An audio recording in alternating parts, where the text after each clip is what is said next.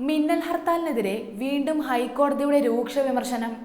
ഹർത്താൽ ആർക്കും ഉപകാരപ്പെടുന്നതല്ലെന്ന് ഹൈക്കോടതി വ്യക്തമാക്കി. പെരിയ ഇരട്ട കൊലപാതകത്തെ തുടർന്ന് യൂത്ത് കോൺഗ്രസ് അധ്യക്ഷൻ ഡീൻ കുര്യാക്കോസ് ആഹ്വാനം ചെയ്ത മിന്നൽ ഹർത്താലിനെതിരെ എടുത്ത കോടതിയലക്ഷ്യ കേസ് പരിഗണിക്കവെയാണ് ഹൈക്കോടതി ഹർത്താലിനെതിരെ വീണ്ടും പ്രതികരിച്ചത്. അതേസമയം കോടതിയലക്ഷ്യ കേസിൽ ഡീൻ കുര്യാക്കോസ് സമർപ്പിച്ച സത്യവാങ്മൂലം ചീഫ് ജസ്റ്റിസിന്റെ ബെഞ്ചിൽ എത്തിയില്ലെന്നും ഇതെന്തുകൊണ്ടാണെന്നും കോടതി ചോദിച്ചു.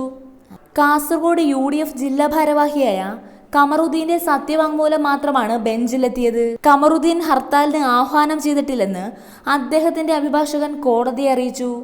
UDF ഹർത്താലിന് ആഹ്വാനം ചെയ്തുവെന്ന് പത്രങ്ങളിൽ വന്നിരുന്നുവെന്ന് കോടതി പറഞ്ഞു. പത്രവാർത്തയുടെ അടിസ്ഥാനത്തിലാണ് സ്വമേധയാ കോടതിയലക്ഷ്യ കേസ് എടുത്തതെങ്കിൽ അത് തെറ്റാണെന്നായിരുന്നു കമറുദ്ദീന്റെ വാദം. ഹർത്താലിന് ആഹ്വാനമുണ്ടായിരുന്നില്ലെങ്കിൽ UDF ഹർത്താൽ ആഹ്വാനം ചെയ്തുവെന്ന പത്രവാർത്തകൾ എന്തുകൊണ്ട് നിഷേധിച്ചില്ലെന്നും കോടതി ചോദിച്ചു. ഉത്തരവാദിത്വ ബോധമുള്ള ഒരു സംഘടനാ നേതാവിന് ഹർത്താലിനെ പറ്റി അറിയില്ലെന്ന് പറയുന്നത് തെറ്റാണെന്നും സർക്കാർ വാദിച്ചു. ഹർത്താലുകളും പ്രതിഷേധ പ്രകടനങ്ങളും നടത്തുന്നതിൽ തെറ്റില്ല. അത് ജനാധിപത്യപരമായ അവകാശമാണ്. പ്രതിഷേധിക്കാനുള്ള അവകാശം സുപ്രീം കോടതി വരെ അംഗീകരിച്ചതാണ്. എന്നാൽ ഇത് മറ്റുള്ളവരുടെ ഭരണഘടനാ അവകാശങ്ങളെ ഹനിക്കുന്നതാകരുതെന്നും കോടതി പറഞ്ഞു.